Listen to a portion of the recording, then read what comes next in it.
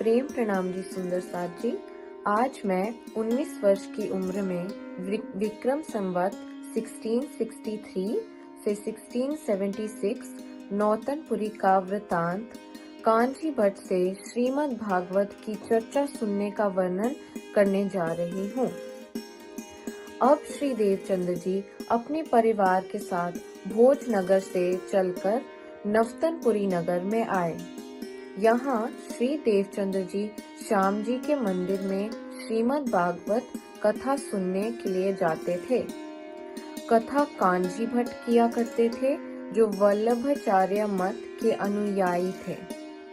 श्री देवचंद्र जी हर रोज चर्चा रूपी आत्मिक आहार लेने के बाद ही शरीर को आहार देते थे।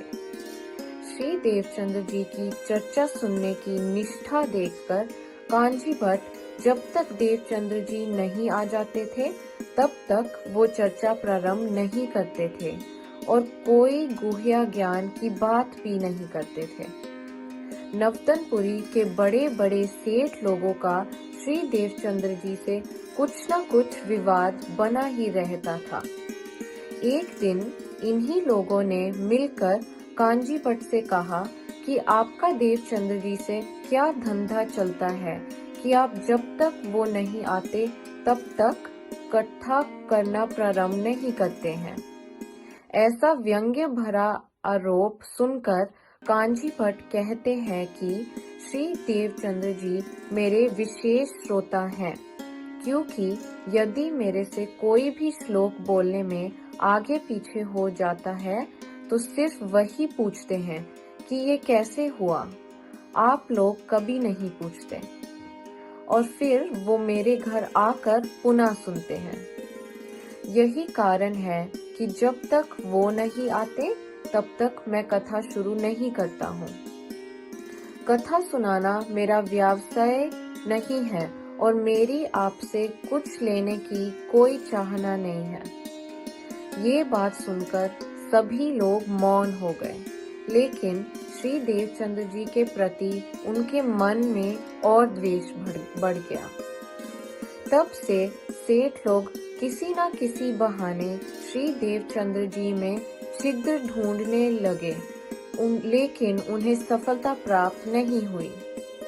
तब एक दिन उन्हें पता चला कि श्री देवचंद्र जी द्वादशी के दिन भोजन नहीं करते हैं और एकादशी के दिन भर पेट भोजन करते हैं। तो उनकी ये बात बताने के लिए सब कांची भट्ट जी से भरी सभा में कहा कि आपने श्री देवचंद्र जी को एकादशी के दिन भर पेट भोजन का उपदेश क्यों दिया, जबकि हमारे लिए उपवास रखने का नियम है। ये किस ग्रंथ में लिखा है? आप हमारे इस संशय का समाधान कीजिए कि श्री देवचंद्र जी क्यों धर्म के विरुद्ध आचरण करते हैं। तब कांजी भट्ट कहते हैं कि वैसे तो श्री देवचंद्र जी सोच समझकर ही कुछ करते हैं, फिर भी मैं उनसे बात करके आपको बताता हूँ।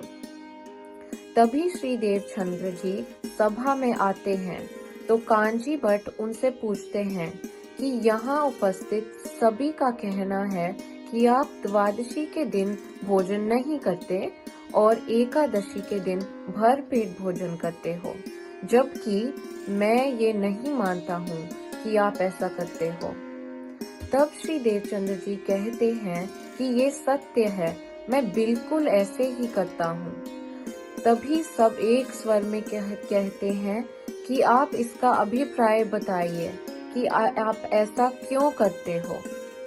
तब श्री देवचंद्र जी कहते हैं कि मैंने प्रण लिया है कि जब तक मैं श्रीमद् भागवत की चर्चा नहीं सुन लेता तब तक मैं अपने तन को आहार नहीं दूंगा। द्वादशी के दिन यहाँ पर चर्चा नहीं होती है, इसलिए मैं इस दिन भोजन नहीं ग्रहण करता हूँ, और एकादशी के दिन बहुत अधिक चर्चा होने से भरपेट भोजन ग्रहण करता हूँ। इसका रहस्य मैं इतना ही जानता हूँ कि करोड़ों एकादशी के उपवास का फल पारब्रह्म के प्रसाद के एक कण के बराबर नहीं है। ये श्रीमद् भागवत ग्रंथ पारब्रह्म के द्वारा की जाने वाली प्रेममयी लीला वर्णन करने वाला है।